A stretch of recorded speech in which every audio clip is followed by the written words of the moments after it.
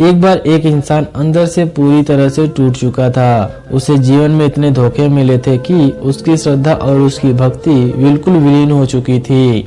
अब वह किसी के बात पर विश्वास नहीं करता था। अपनी पत्नी के ऊपर भी वह विश्वास नहीं करता था। हर बात पर वह शक करता था।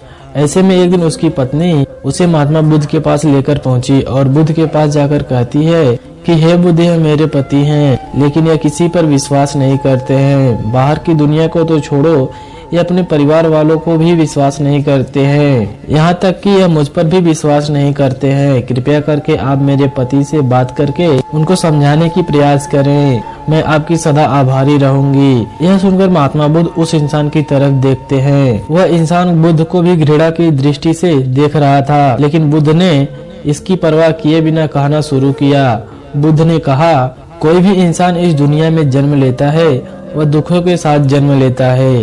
इस दुनिया में जन्म लेना अपने आप में ही एक दुख है, लेकिन जैसे जैसे इंसान बड़ा होता है तो वह उन दुखों से छुटकारा पाना चाहता है और इसके लिए वह किसी सिद्ध पुरुष या किसी गुरु को ढूंढना शुरू कर देता है। और जब कोई गुरु उसको कोई विधि बताता है तो वह बिना अपने विवेक का इस्तेमाल किए उसके बात या उसके द्वारा बताए गए मंत्र का अनुसरण करने लगता है, क्योंकि वह इंसान अपने दुखों में इतना ग्रस्त होता है कि वह अपने विवेक का और अपने बुद्धि का भी इस्तेमाल सही से नहीं कर पाता है, जिसकी वजह से धीरे धीरे लालची और लोभी लोग इन लोगों का फायदा उठाना शुरू कर देते हैं। और जब उस इंसान को यह पता चलता है कि मुझे तो इस मंत्र से, इस विधि से कोई भी फायदा नहीं हो रहा है, मतलब कि उसे उसके दुखों से छुटकारा नहीं मिल पा रहा है, तो वो उस गुरु को छोड़कर किसी दूसरे गुरु के पास चला जाता है। और जब वह निरंतर ऐसे धोखे खाता रहता है तो उसका विश्वास गुरुओं पर से उठ जाता है। अब उसे कोई शुद्ध पुरुष या कोई सत्पुरुष मिलेगा तो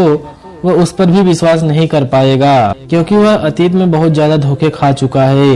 इसलिए एक संदेह उचित होता है, क्योंकि वह अपने विवेक को जागृत करना चाहता है। जिस इंसान में शक पैदा नहीं होगा वह इंसान अपने विवेक को जागृत नहीं कर पाएगा, अपनी आंखों को खोलकर इस दुनिया को नहीं देख पाएगा। लेकिन अगर उस सत्पुरुष की बातों से आपके सारे शक दूर हो जाते हैं तो आपका कर्तव्य बनता है कि आप उसे गुरु की भांति स्वीकार करें। इसके बाद बुद्ध ने कहा कि अक्सर एक इंसान दूसरे इंसान को ही गुरु के रूप में स्वीकार करना चाहता है, लेकिन समझने की बात यह है कि हम इंसान की अलावा दूसरी बहुत सी ऐसी चीजें हैं जिनसे हम सीख ले सकते हैं, जैसे कि पेड़ पौधे, प्रकृति, पशु इत्यादि इत्यादि। अगर हम आंखें खोलकर देखें तो बहती हुई नदी हमें गुरु की भांति प्रतीत होगी। बहती हुई नदी हमें सिखलाती है कि जीवन की धारा में बहते हुए चले जाओ, उससे संघर्ष मत करो, उससे लड़ो मत, बस उसके धारा के साथ बहते चले जाओ। और जिस प्रकार अंत में नदी जाकर समंदर में मिल जाती है, उसी तरीके से जीवन जाकर समंदर में मिल जाएगा। उसी प्रकार आत्मा का भी परमात्मा से मेल हो जाएगा। यह एक नदी की भांति है, यह एक नदी की सीख है, लेकिन हमने कभी नदी को आंखें खोलकर देखा ही नहीं। और इसी तरह से प्रकृति में हर चीज, हर वस्तु एक गुरु की भांति होती है जो हमें सीख देती है, लेकिन उसके लिए हमें अपना विवेक को जगाना जरूरी होता है। और अपना विवेक जगाने के लिए अपने आप से खुद से प्रेम करना सीखना होगा। अक्सर इंसान खुद से प्रेम नहीं करता है, तभी तो वह दूसरों के पास अपने दुखों का हाल खोजने के लिए जाता है। अगर इंसान खुद से प्रेम करता है तो सबसे पहले उसे दुखों का एहसास ही नहीं होगा, क्योंकि जहाँ प्रेम होता है वहाँ संताप नहीं होता। और दूसरी बात, जब आप खुद से प्रेम करने लगते हो तो आप किसी भी समस्या का हल अपने अंदर ही ढूंढ लेते हो। आप खुद के मन में उतरकर खुद से ही सवाल करते हो, और यकीन मानिए ऐसी परिस्थिति में अंदर से जवाब भी आता है। तो सवाल यह है कि खुद के प्रति प्रेम कैसे जागृत किया जाए। हम हमेशा उन्हीं लोगों से प्रेम करते हैं जो किसी न किसी रूप से हमें लाभ पहुंचा रहे होते हैं, चाहे वह किसी भी रूप में क्यों ना हो। अगर आपका प्रेम अनकंडीशनल होगा तो वह बिना किसी लोभ लालच के होगा, वह एक दिव्य प्रेम बन जाता है। फिर आपका प्रेम बाहरी चीजों पर भी निर्भर नहीं करेगा, क्योंकि वह प्रेम आपके अंतर्मन से हो रहा होता है, और वह प्रेम सबके लिए होगा, सर्वत्र होगा। और इस प्रकार के प्रेम को मैंने दिव्य प्रेम की संज्ञा दी है। जब आप संसार में किसी भी चीज से अनकंडीशनल प्रेम करने लग जाते हो तो आप अपने आप से दिव्य प्रेम करने लग जाते हो। ऐसे में आप मूल रूप से खुद से ही प्रेम कर रहे होते हो। और जब आप खुद से प्रेम करने लग जाते हो तो आप किसी भी समस्या का हल बाहर किसी से पूछने नहीं जाएंगे, आप उसी से पूछेंगे जिससे आप सबसे ज्यादा प्रेम करते हैं। और वह खुद आप हैं। आप खुद से ही सबसे ज्यादा प्रेम करते हैं, इसलिए आप खुद से ही समस्या का हल ढूंढ लेंगे। अब सवाल यह खड़ा होता है कि इस प्रेम को जागृत कैसे किया जाए।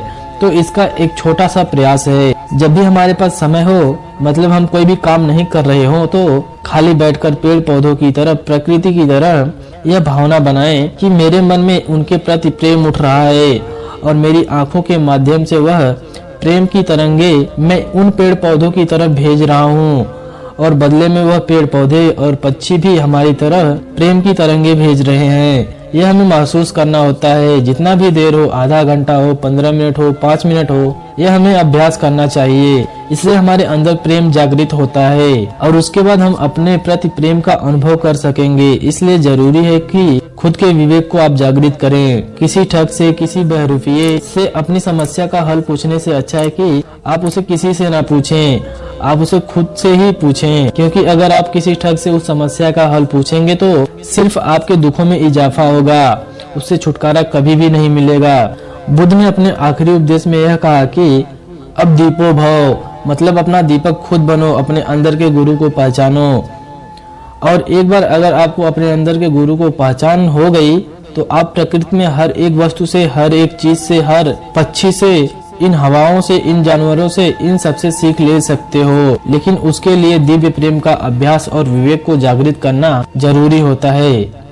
जरा सोचिए, एक इंसान जो किसी दूसरे को अपना गुरु मानकर पूरी जिंदगी निकाल देता है और आखिर में जब उसका खुलासा होता है कि मेरा गुरु मिथ्या था, वह ठग था, तो उस इंसान पर क्या गुजरी होगी। उसे तो अपनी पूरी जिंदगी बेकार लगने लगेगी, उसका खुद पर से विश्वास उठ जाएगा, वह कैसे किसी से नजरें उठाकर बातें कर पाएगा। और हम देखते हैं हमारे चारों तरफ ऐसा हो रहा भी होता है और फिर भी हमारी आंखें नहीं खुल रही हैं। हम फिर किसी तीसरे गुरु की तलाश में निकल पड़ते हैं। हो सकता है कि आप जिस गुरु को मानते हैं वह एक सत्पुरुष हो, लेकिन एक सत्पुरुष भी आपके अंदर वाले गुरु को जगाने की ही प्रयास करता है। सदगुरु आपका परिचय अपने अंदर वाले गुरु से कराता है और वह सदगुरु कहलाने लायक है। इसलिए आप किसी अंधविश्वास में मत फंसिए। अब दीपो भव, अपना दीपक खुद बनाइए।